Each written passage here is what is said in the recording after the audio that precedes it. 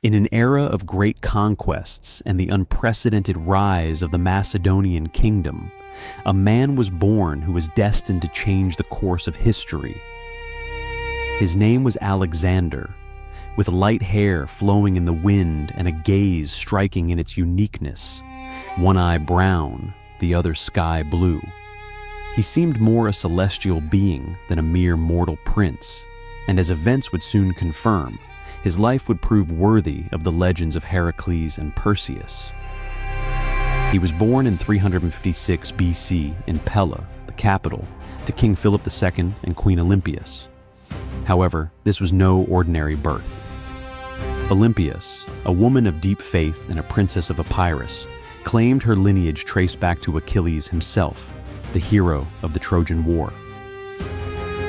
According to her, on the night Alexander was conceived, Zeus, the thunder god himself, appeared in a blinding flash of lightning to father her child. Philip also received a divine omen. He dreamed that Olympias' womb was sealed with the sign of a lion, a powerful symbol in Greek culture, representing strength, royalty, and divine favor. For him, the meaning was clear. His son was born for great deeds. And at the very moment Alexander came into the world, the Temple of Artemis in Ephesus, one of the 7 wonders of the ancient world, was engulfed in flames and reduced to ashes.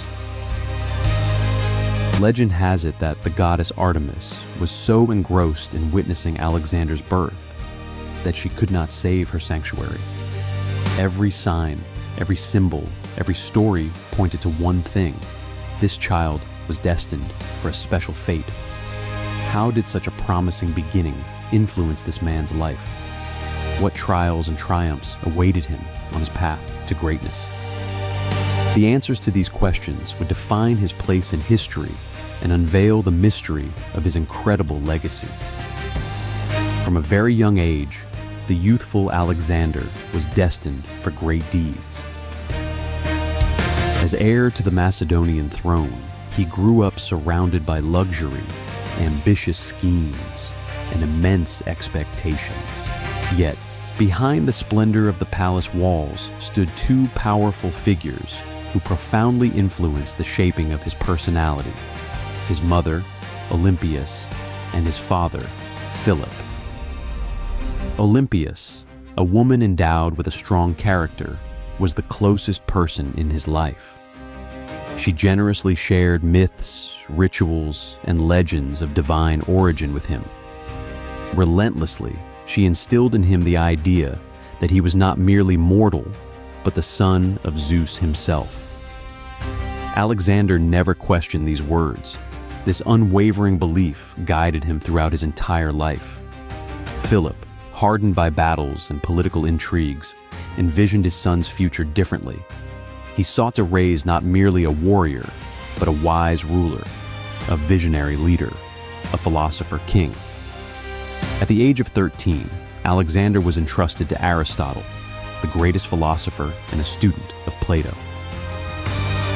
Their lessons took place in a quiet grove known as the Sanctuary of the Nymphs in Myeza.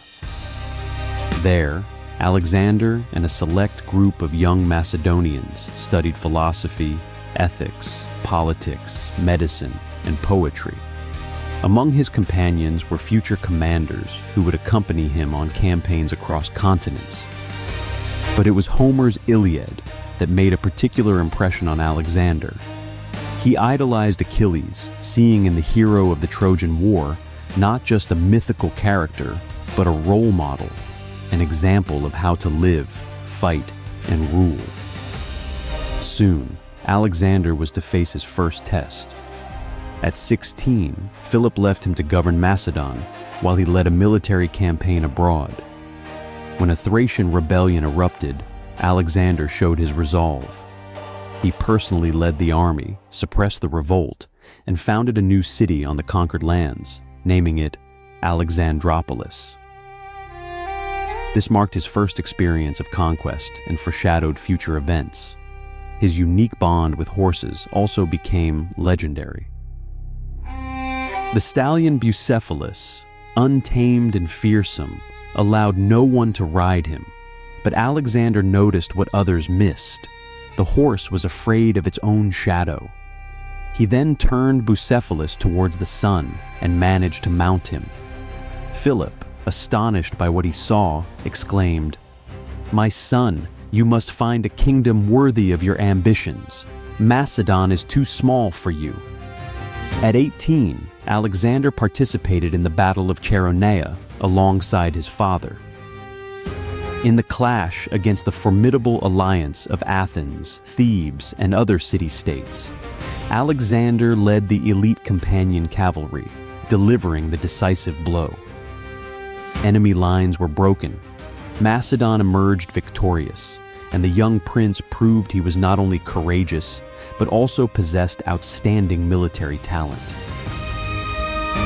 A year later, Philip established the League of Corinth, a political and military alliance that united nearly all of Greece, with the exception of Sparta. Each city-state retained its independence, but they were now bound by a common goal: to avenge the Persians. For over a century, Persia had remained in the memory of the Greeks as an invader, oppressor, and ancient foe. Now Philip's ambitious plans were clear: to take the war to the east. A massive expedition was planned. Persia was destined to fall, but tragedy struck suddenly. In 336 BC, during the wedding of his daughter Cleopatra to the king of Epirus, Philip was assassinated by one of his bodyguards. The motives for the murder remained unclear. Some spoke of revenge, others of a conspiracy. But one thing was certain: Philip was dead. And in this turmoil, only one person was ready to claim the throne: Alexander, a 20-year-old youth who became king of Macedon. He inherited more than just the crown. He received the most powerful army in the Greek world, the loyalty of seasoned commanders, and his father's unfulfilled dream.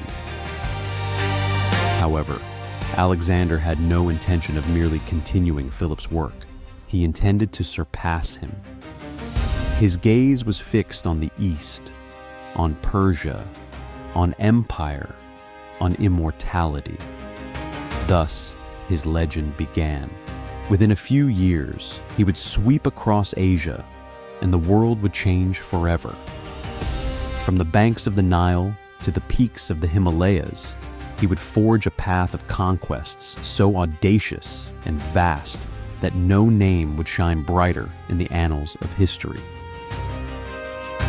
His story was just beginning, and the world had no idea what awaited it.